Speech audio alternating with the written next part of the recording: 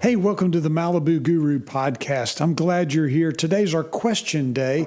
I'm really excited. I like questions. It's unscripted questions that we get to ask. I haven't looked at these, but they come and I'm kind of on the hot seat for a while and it's sort of fun. I like questions. By the way, if you have questions that you want to ask, send them to Clint at FlyCasey, FlyCasey.com.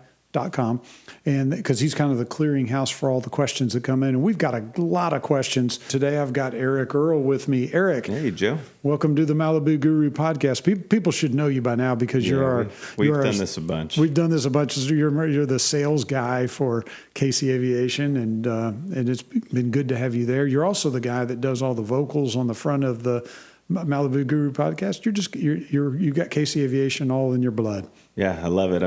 I enjoy what I do, and it's a pleasure to help all the customers and to be a part of the buying experience or the selling experience, depending. And excited to ask you some questions from our clients that have sent these in. Yeah, excellent. So, well, without further ado, we'll dive in. Let's go. All right. So the first question is regarding operating PA46 in and out of a grass strip. Now, this is a U.S.-based grass strip, 3,200 feet long by about 200 feet wide, and it is well maintained and rolled. They rolled the grass strip, keep it smooth. If you owned a house on a strip like this, would you operate a PA46 Malibu or Mirage out of this kind of strip? A piston version. Okay, so there's a bunch of nuances to this. Let's talk about it. First off, one of the keys for operating on a PA46 is going to be just insurance. In other words, some insurance companies will specifically exclude grass strip operations. So you need to make sure that whatever insurer that you have, make sure they know that you're basing the airplane out of or going to operate the airplane off grass. You don't want an exclusion that says pavement only, and then you have a problem. Second thing, if you look at all the PA46s, every single one of them, there's a lot of weight on the nose. And in other words, the amount of pounds per square foot of footprint on a PA46 is very high. If you look at some other airplanes, it's much, much, much, much lower. And so the PA46 is just by and large not a great grass strip airplane, period, case closed. And if you have a problem, it's almost always going to be with the nose gear, because you got the weight of the engine on the nose gear, and it's just a heavy airplane, heavy part of the airplane.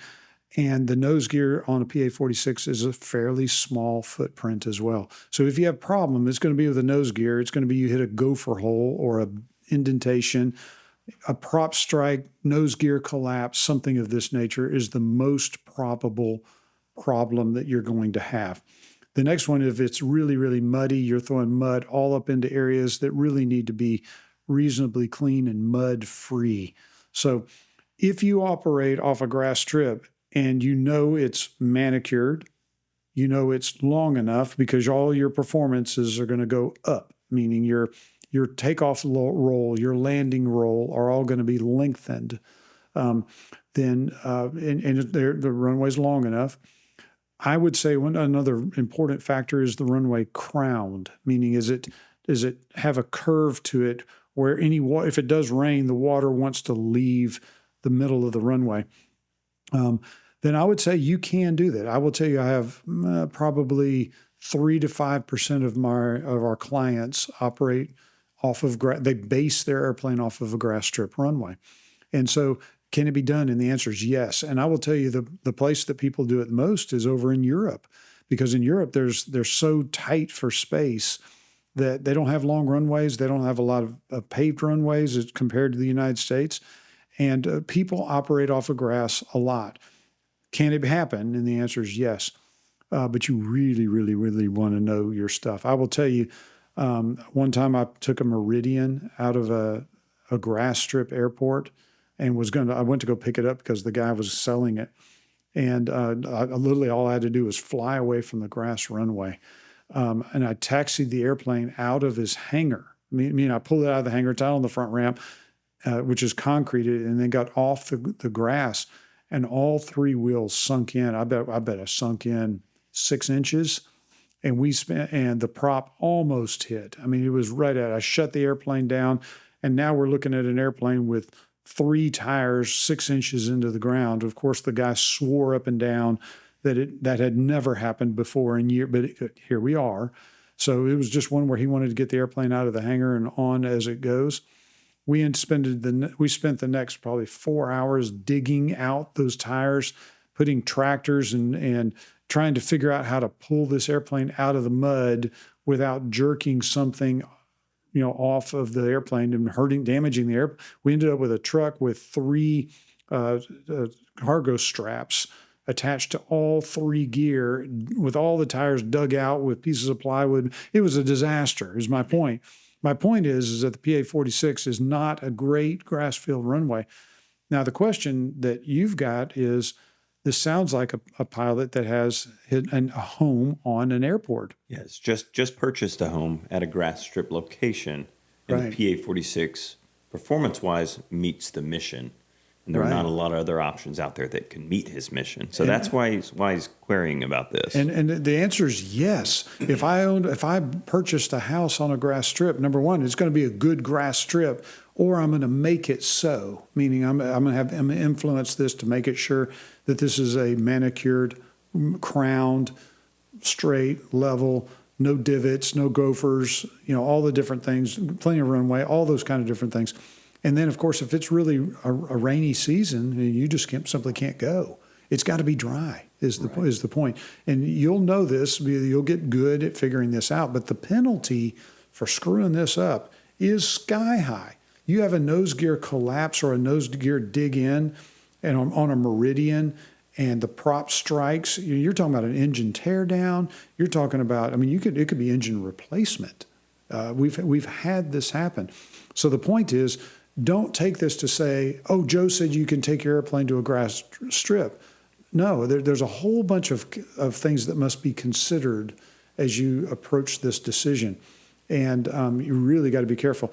And also, one of the other keys that you told me that this is a piston Yes. owner. Yep, looking to buy a piston. Right. So if it's a piston owner, there's less weight in the front. There's less dastardly downstream effects. If you have a $700,000 PT6-42 on the front of your airplane versus a $130,000 Lycoming on the front of your airplane, if the worst happens, there's a $500,000 or more delta between those two problems. Turbines, you really need. I will tell you, if you're going to operate off a grass strip and you really want a turbine, I'm really going to go for the jet prop. Now, the reason why? It's way lighter. It's a lot lighter, and you have a nose tire on a jet prop that's much wider. If you look at the nose tire on a jet prop, it's a much bigger footprint. And Darwin was very serious about this, about him wanting to have a really good tire on the front of a jet prop. You have a really good engine mount on a jet prop, a really good front tire on the jet prop with a wider footprint. It is a better grass field airplane. And if I owned one and was operating off a strip like this, I'm going to have higher, more nitrogen in my strut in the front to bring that nose. In other words, I'm going to be real careful to make sure that I've got strut clearance or prop clearance by having my strut inflated not all the way, but more than normal. I'm not going to let it be low on the range. It's going to be high in the acceptable range. There is a range, and it's going to be high in the acceptable range. Gotcha. And the last question I'll ask about this is in the piston variants of the PA46, you've got an older style nose gear, and a more robust nose gear. Is there any value to either of those, one over the other, when it comes to grass? Oh, yeah. I don't give a rip which one you're flying. Have the new and improved, updated nose. I don't care if you're operating off of pavement or if you're operating off of grass. If you have the old style engine mount, get rid of it. Get rid of it. Okay. Get the new style engine mount. It's going to cost you, $12,000 to $15,000 to get the new one. But again, you're virtually eliminating the potential of a nose gear collapse. I will also say one of the if you're looking at Garkinian or Parker Hannifin, and you look at the nose gear, the diameter of the shaft that moves the actuator on a Garkinian, it's much, much, much smaller, meaning that you can bend the Garkinian shaft much easier with rough landings, rough runways, things of this nature. The Parker Hannifin's much more robust. So I would probably either avoid I would avoid the 84 to 86 and a half or 84 to 86 and a half Garkinian landing gears. They're just smaller diameter gears that are not as robust. There's a bunch of reasons for that. There's a tapered pin in the Parker Hannifin and beyond that make it so whenever you touch down, especially on the nose gear, there's a tapered pin. I probably need to do a podcast on this one day, talking about the tapered pin inside of a strut.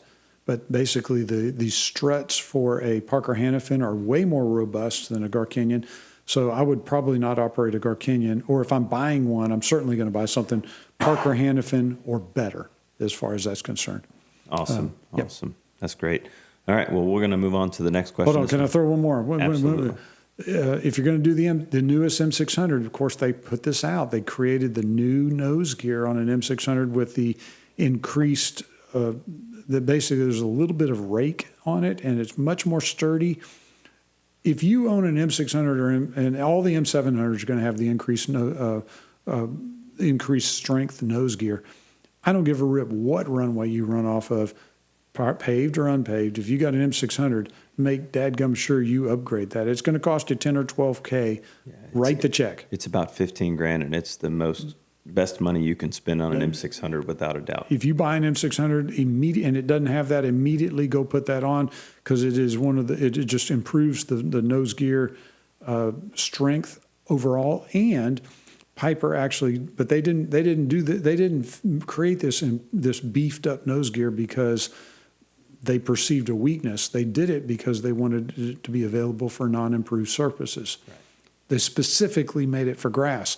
Does that mean you can use it on grass all the time? The answer is no. You need to be really, really careful with any PA46 using it on grass.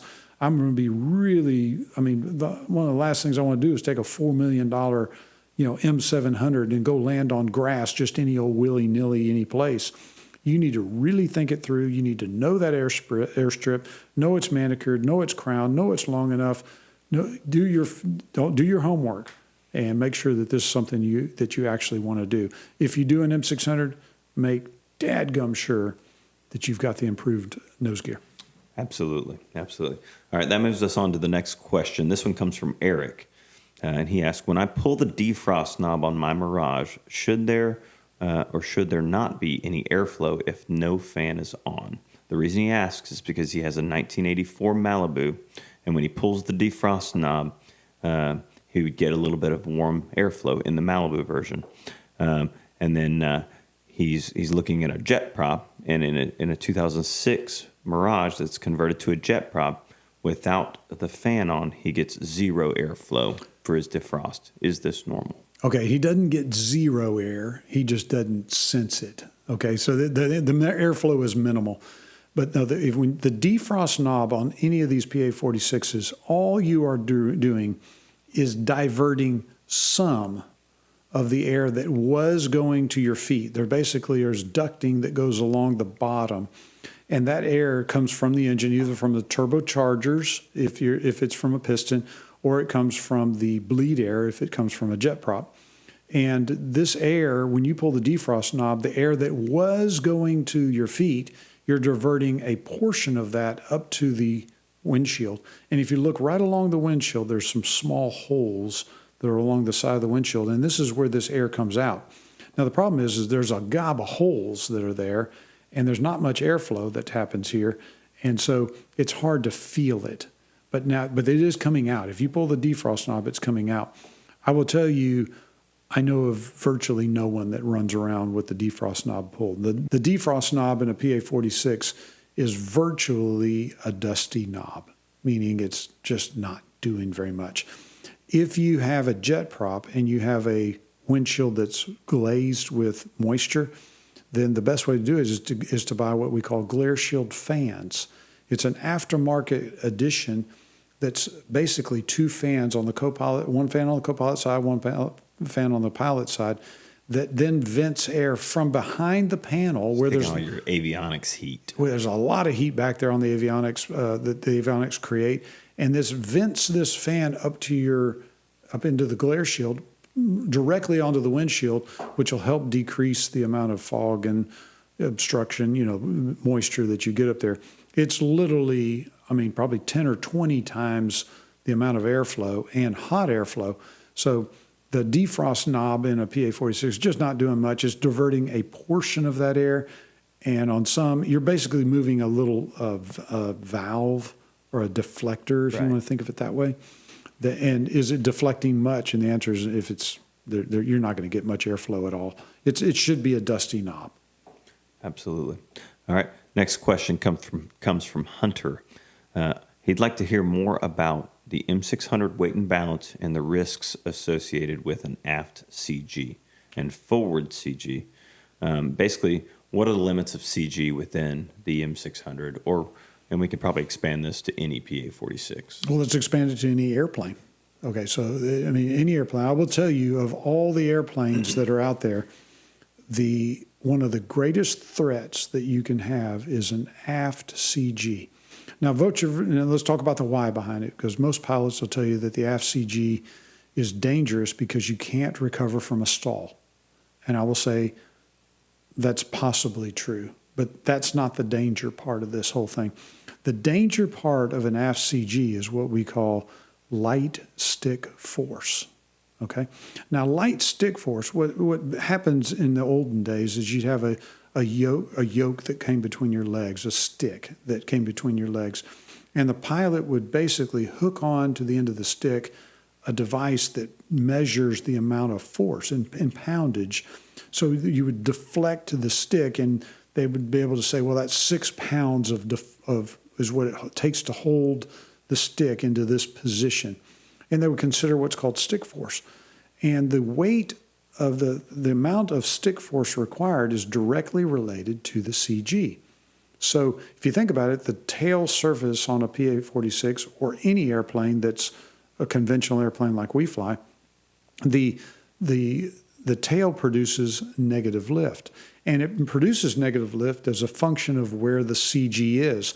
With the CG moved forward, the tail's producing a lot of downward force, and you have a lot of stick force. When the CG moves aft, inside the range and moves aft, then the tail produces very little, but it still produces downward force, but it produces very little downward force. And the stick force is very, very light. So what ends up happening is that with pilots is they basically fly with the airplane, they taxi with the CG very aft. It's a very down, the tail's low as they're taxiing out.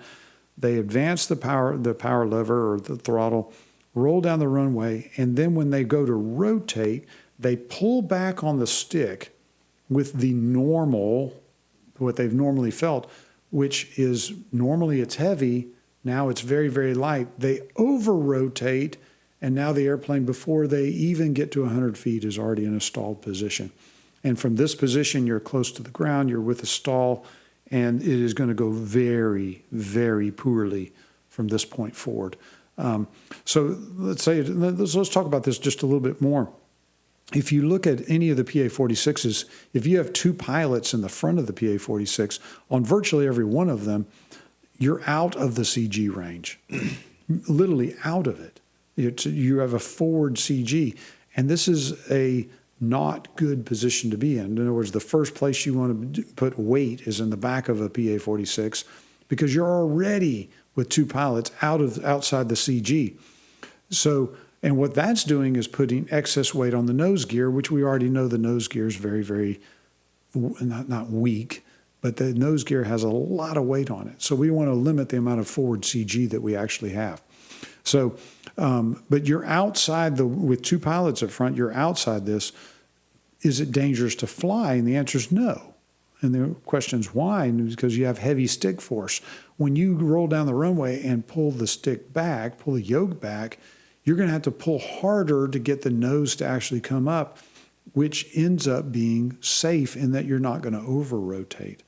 And this is why one of the things when you roll down the runway, you definitely don't want to take your airplane and just go any airplane and just pull back with a certain amount of force, because you don't know what the airplane's going to pitch to because of stick force.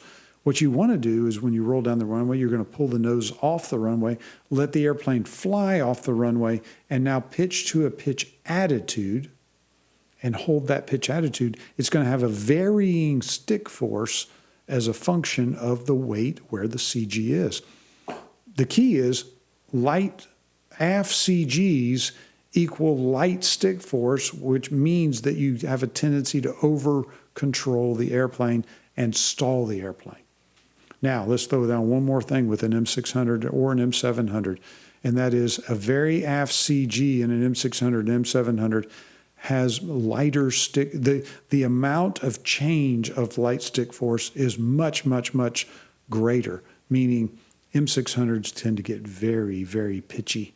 And this is one of my big arguments against the M600 is that if you put 100 pounds in the baggage, you put two heavy people in the back, you're in weight and you're in CG barely, but you are aft.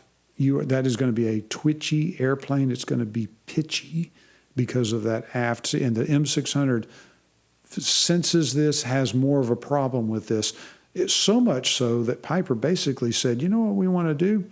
We're going to ship some of our airplanes with a weight on the front. We're literally going to put dead weight, just a lead weights up in the front of the airplane to make sure that we don't end up with this aft CG. So it's a real thing in an M600. M600 has a tremendous amount more weight carrying capability and a much greater capability to get you out of CG. Got to be a little careful with an M600.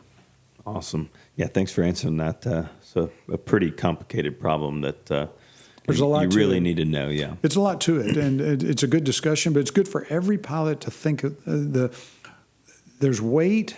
There's weight and balance. We talk about it. What's your weight and balance? You really need to think about it. What's my weight? Am I underweight of the airplane? Am I under the max gross weight of the airplane? And what's the balance of this airplane? If you look at airplanes like the Malibu, Mirage, Matrix, you got a front baggage. It makes it so easy because if you're aft CG, go take a bag out of the back, throw it in the front. You're all of a sudden in CG. Meridian, M600, M700, no front baggage, which means it's harder to get yourself in that balance. If I could be king for the day at Piper, I'd make an M750 is what I do. The next airplane, Piper. You're going to have a baggage compartment. Piper, if you're listening, if you're listening out there, go extend that M700 forward about a foot.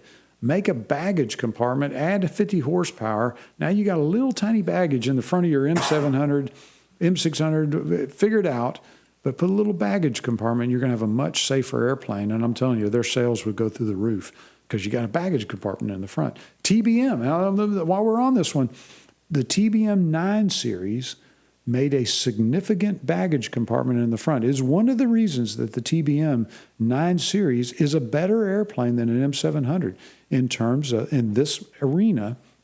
And one of the factors that makes it better is because they have a front baggage, which means I can take that bag out of the back, throw it in the front. And I significantly changed the balance. I didn't change the weight. I changed the balance in the airplane. That's one of the reasons that the TBM 9 series it's a faster airplane.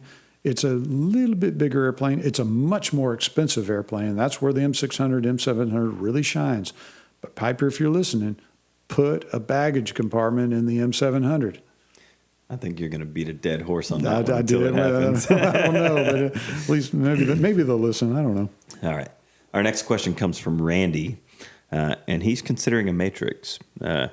Can you talk about some of the reasons that one might choose a Matrix, non-pressurized PA46, over a Mirage?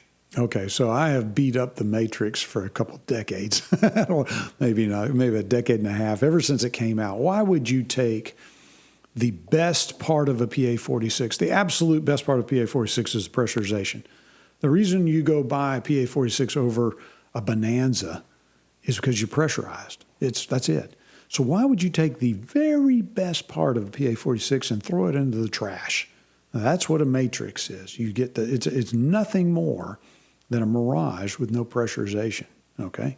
Why would you do that? And the answer is I would never do that. And I've been against the matrix for, I say, why would you buy a matrix? Go buy a Mirage and have the cabin dump switch pushed. And when you get tired of matrix, you got a matrix now. And when you get tired of that, when you get tired flying around with no pressurization, go push the dump switch so it works again, your pressurization. Now you got a Mirage and you got a lot better airplane because you got pressurization. But if you really look at it, the matrix, and I will say, Piper quit making the matrix. It's gone. It's no more. And they quit making it because they weren't selling very many of them. So, but there are, how do you say multiple? They're matrices? I don't know. Anyway, yeah, there you go. But there's matrices out there in the world, and they're a good airplane.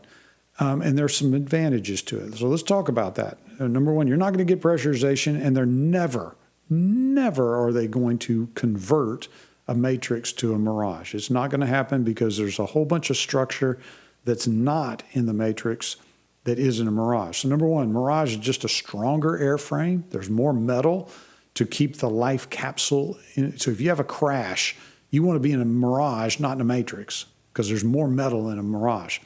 But that little advantage of more metal in a Mirage is one of the reasons that the matrix has a slight advantage just in terms of weight.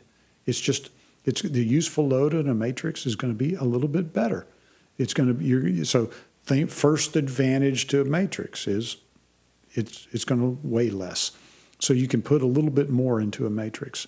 Second advantage to a matrix, as far as that's concerned, is your purchase price is definitely going to be lower.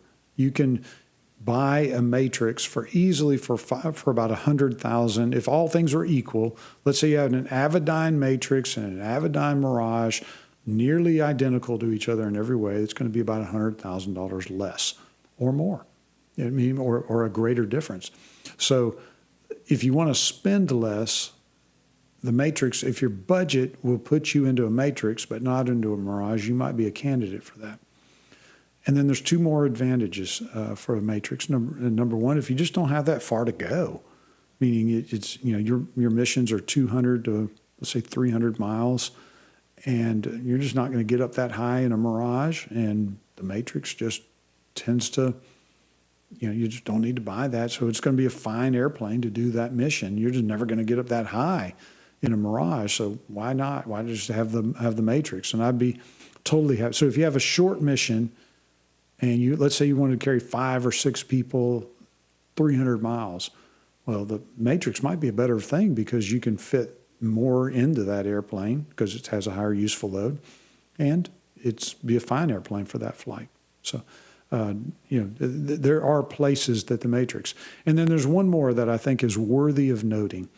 If you look at the maintenance of the health of the engine, of the Lycoming engine on a matrix versus a Mirage. It's a very interesting study. And a little shout out to Malibu Aerospace, because Malibu Aerospace keeps lots of records of airplanes as far as that, and especially when Chad Minnie used to own it, he was a guy that just kept lots of data. And basically the matrix, it's an identical engine between a Lycoming, but it's a Lycoming IO540, TSIO 540, and identical engine between the two, doing the exact same thing. But the matrix engine tends to go longer without cylinder wear, and you have a good chance of going to TBO in a matrix. You're not going to go to TBO in a Mirage. We're not without doing a top overhaul. But a matrix tends to fly lower, tends to have better engine cooling, tends to all the different parameters that go into a matrix. The engine just tends to run a little bit cooler, work a little bit less, and hence it tends to last just a little bit longer. So there are some good reasons to go for a matrix. If you low price point, higher useful load, shorter distance flight, easier purchase price, and your engine's probably just going to live just a little longer. If you've got those in there, those as a consideration, go get a matrix. Great airplane for those. If you're everybody else, pressurization is so good, so important, And most people that are considering the purchase of a Mirage or a Matrix, they don't have experience with pressurization and they don't know how good it is. And so if you're one of those people, really go get a firm understanding of how good pressurization is. The advantage to the Matrix is lower operating costs because of the engine's going to last longer, cheaper purchase price. You're better for short missions because you have a higher useful load. And what was the last one? Engine life. Engine life. There you go. Engine life. It's important. It's just it operates at a lower altitude and you have more air down there, and more air means better cooling. You know, if you own a Mirage, your tendency is to go up sky high and, be up in most Mirage pilots will fly in the upper teens, lower 20s, but there are Mirage pilots that go into 23 to 25 all the time and they get to buy cylinders. It's just the engine is working so hard up in the high 20s that the Mirage just has trouble up there. And the Matrix, which flies lower usually, simply lasts longer. Awesome. All right, next question comes from Justin.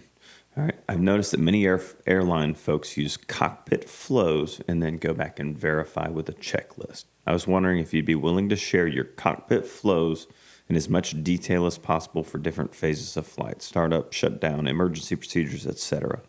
Also, do you use any mnemonics that you find helpful? For instance, on short final in the jet prop, coming from the piston world, I use red, blue, green, amber, right to left cover all of my gears, the gear door levers, and the ice door. Yeah. We did a talk a while back about checklists and do lists, but it was a little bit light when we talked about the actual flow within the cockpit. Yeah. So can we go down that road about flows within the PA46? Yeah. So let's break it open. Number one, you have a checklist, not a do list. Checklists mean you do everything, and then you come back with your checklist and validate. Did it? Oh, forgot that thing. Go do it, and go finish it up, and then put the checklist away. That is a way faster, way better way to do it because you're checking to see that you've already done it. A do list means you're going to read it, do it, read it, do it, read it, do it. And it's very slow, and it just makes pilots uber slow. And we get confused all the time because most people think of a checklist as a do list because of what we see in the military and the airline world. But you got to remember, the military and the airline world are almost all dual pilots. So you have somebody over on the other side that can read the checklist for you. You've got no one that can read the checklist for you. So you definitely want to have a flow and then a checklist. So you flow and this happens in phases of flight. So you'll take off, and then after the takeoff, you're going to raise the gear, raise the flaps, turn the emergency pump off, whatever else that you want, turn your lights off, whatever it is that you want to do. And then you're going to pull out your checklist to see if you actually did it.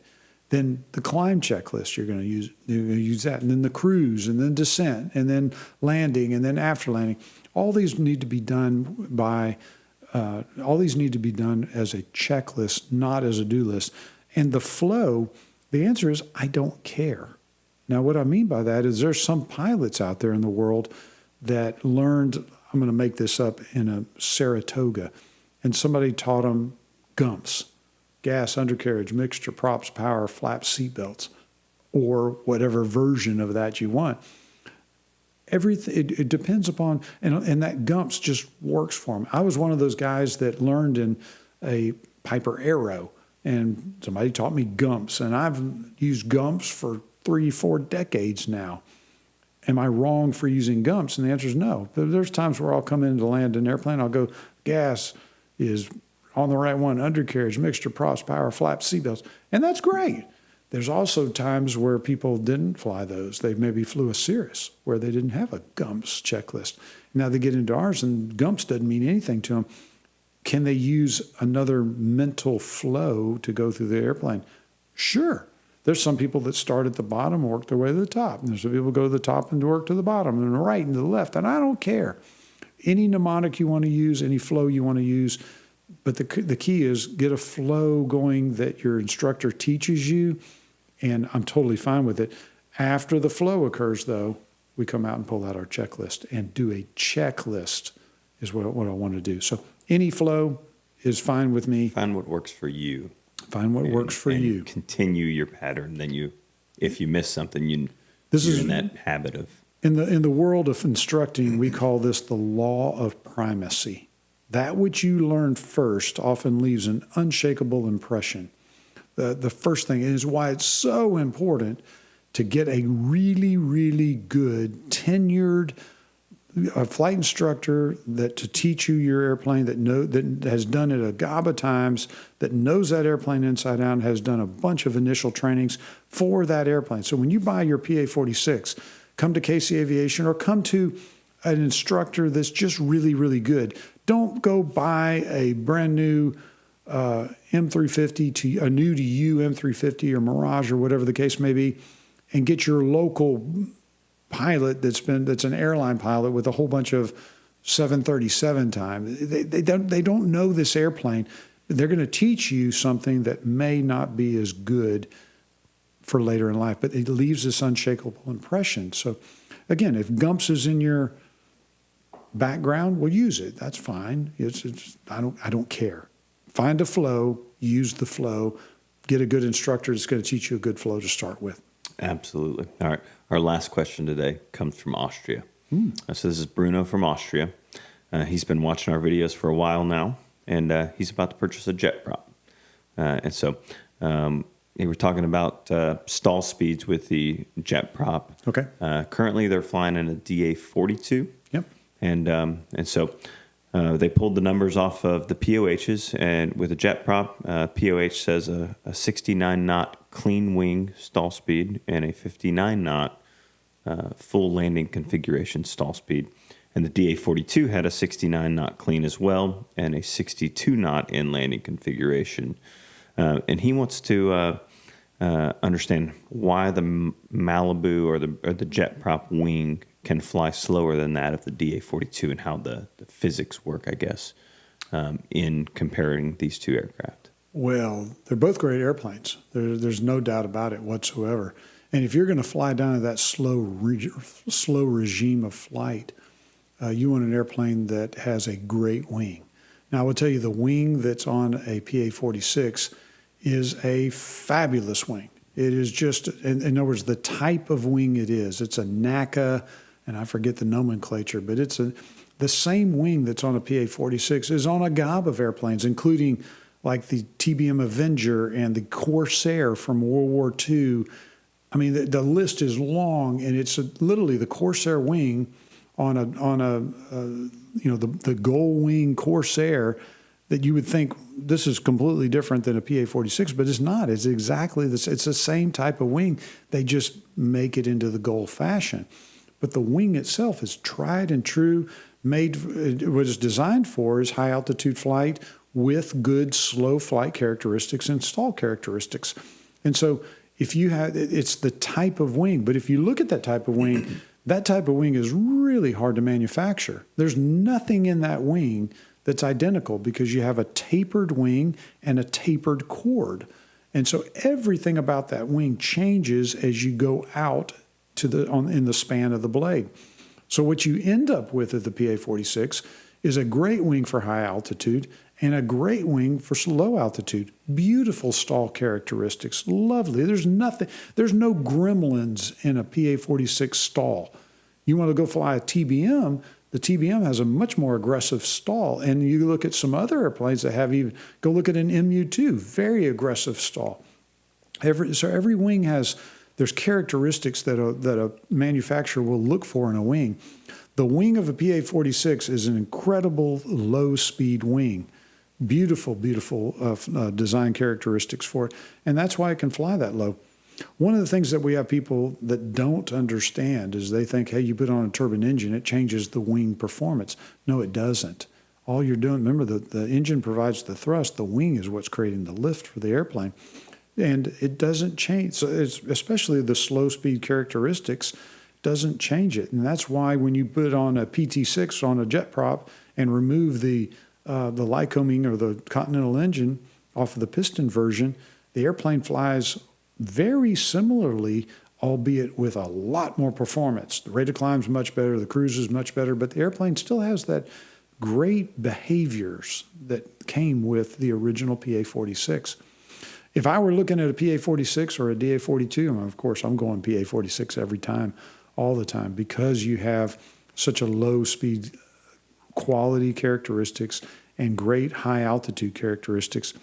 The other one that Bruno needs to remember is the jet prop has reverse thrust. So you can go into beta or reverse. So especially if he's landing on those short airfields in Europe, you have reverse, which makes your landings and your takeoffs, or your takeoffs shorter just because you got more power. But your landing, you can go into reverse thrust and really slow that airplane down. And the other one is in Europe, your airway fees in a jet prop are much, much lower than other airplanes. Yeah, and I think we talked a few weeks ago with a gentleman from the UK. Yep. And we specifically talked airway fees and why the jet prop is beneficial there. So Absolutely. Bruno, go back and listen to that one. That'd be a great one to. Yeah. You'll know the advantage of why when you're getting a jet prop of what you'll have in Europe. One of the secrets of the PA46, Piper built, they used a great wing. While I'm on this, if you look at a Beechcraft, you look at the wing on a Bonanza. I mean, the wing on Bonanzas, King Airs, all these airplanes, not all of them, but many of them, they're all the same type of wing, just different sizes of the same wing. Why? Because they have flight characteristics and design characteristics that Beechcraft was looking for that are fabulous, built like a stinking tank. Same with a PA46. If you look at the wing on a PA46, it has wonderful, wonderful characteristics. The wing on a M600, M700 is different. It has, but it's very similar in the senses of its slow speed flight characteristics are excellent. And they picked a great wing. Awesome. Yeah. Well, thanks for that's all the questions we've got for today. Thanks for going down into the weeds on some of these. And if you've got more questions, we'd love for you to send them to us, and we'd love to continue to make these episodes because we find them a lot of fun. And, the question episodes to me are just a barrel of fun. So absolutely. I love them. So, hey, if you've got more questions, send them to clint@flycasey.com. I appreciate the 4 people that gave us the questions that we've got today. It gave me a chance to sort of, springboard into a bunch of good questions that are let me dive off into areas where I just get to go really dive into the weeds. So I appreciate that. Joe Casey and Eric. Signing off of the Malibu Guru podcast.